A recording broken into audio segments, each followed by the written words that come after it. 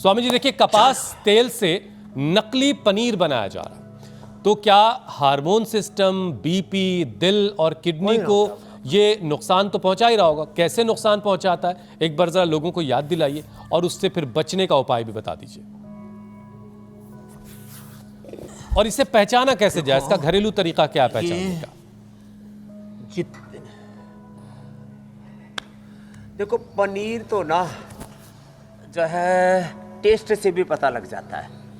वैसे तो जो भी ये नकली चीज़ें बनाने वाले हैं ना और मिलावटी चीज़ें बनाने वाले हैं, वो सामान्य रूप से कोई देख करके कहीं उसके ऊपर कोई सामान्य तौर तरीके जितने भी ये सोशल मीडिया पर शोसेबाजी चलती है उनसे उनकी पहचान नहीं होती है। पनीर को खा करके, सूंघ करके, उसका टेक्सचर देख करके जो पारखी लोग हैं वही पहचान पाएंगे, बाकी लोग तो नहीं पहचान पाएंगे।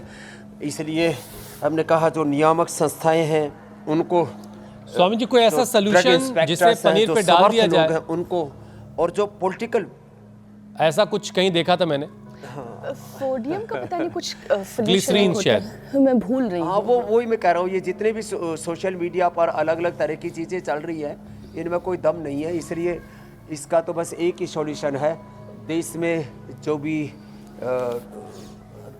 राजनीतिक रेगुलेटर बॉडीज जो है उन्हें जो है अपोजिशन है, पॉलिटिकल विल चाहिए, रेगुलर काम करना होगा। हाँ, समाज के जो जागरूक लोग हैं उनको आगे आना पड़ेगा और लोगों को भी जो है ऐसे ही कुछ भी नहीं खाना है।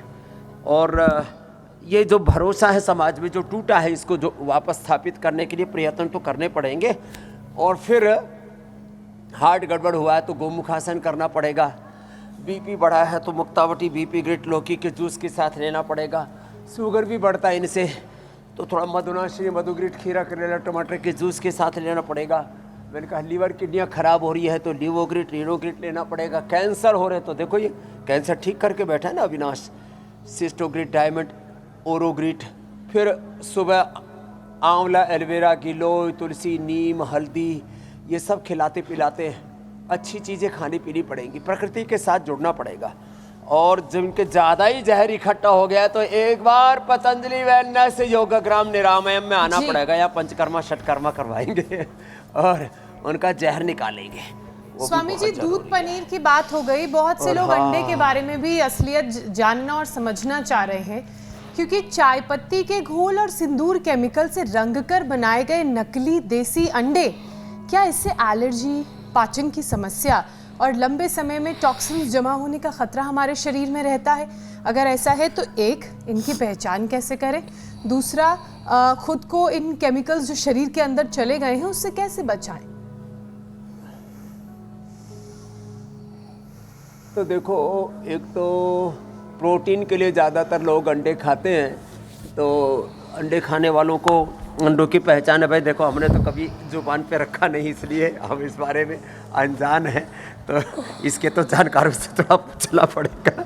लेकिन जो है, जो हम प्रोटीन अंडे से पाना चाहते हैं वो हमें दूध से भी मिल जाता, दही से भी मिल जाता, उसमें भी मिलावट हो रही है। तो फिर सोया चंक जो है पतंजलि की तरफ से हमने न्यूट्रेला की तरफ से उपलब्ध करा दिया। फिर दालों में प्रोटीन भरपूर होता है। और सोया, देखो एक बात, एक दिन मैंने बताया था और उस पर प्रोग्राम भी बनाया था हमने इंडिया टीवी पर, सोयाबीन से 1 किलो सोया से 1 किलो सोयाबीन के उससे 8-10 किलो तो दूध तैयार हो जाता है। उसके अंदर जो है बढ़िया से पनीर तैयार हो जाता है। तो सोया का पनीर ले, सोया का दूध ले। और हमने ये भी बताया था नारियल का दूध, एलमंड का दूध, तिल का दूध, कितनी अच्छी चीज़ें हैं। यहाँ तक कि ये जो चना भिगो करके उसका भी दूध तैयार हो जाता है। तो कितने अच्छा। और चने का तो सत्तू, चने का भुना हुआ चना, भुजा हुआ चना खाओ, थोड़ा किशमिश खा लो, खजूर उसके साथ खा लो, सर्दी भग जाएगी। स्वामी जी, लोग अपनी बुद्धि का इस्तेमाल जो है वो भी कहाँ नहीं कर रहे हैं। प्रोटीन पाना चाहते हैं वो हमें चने से मिल जाता है, दालों से मिल जाता है। अब ये मुर्गी फल जो है जी, इसको लेकर के भी लोगों ने ये कमाल का जुगाड़ ढूंढा, 10 रुपए की चीज को 20 रुपए में कैसे बेचना है। वो फार्म वाली जो मुर्गी है ना स्वामी जी, अपना सफेद अंडा जब या मुर्गी पालो घर में, हाँ, वो फार्म वाली मुर्गी जो है अपना सफेद अंडा दूसरे रंग का देखते चौंक जाती है। अरे भाई, खाने वाले क्या हो गया? ऐसा तो नहीं था। हाँ,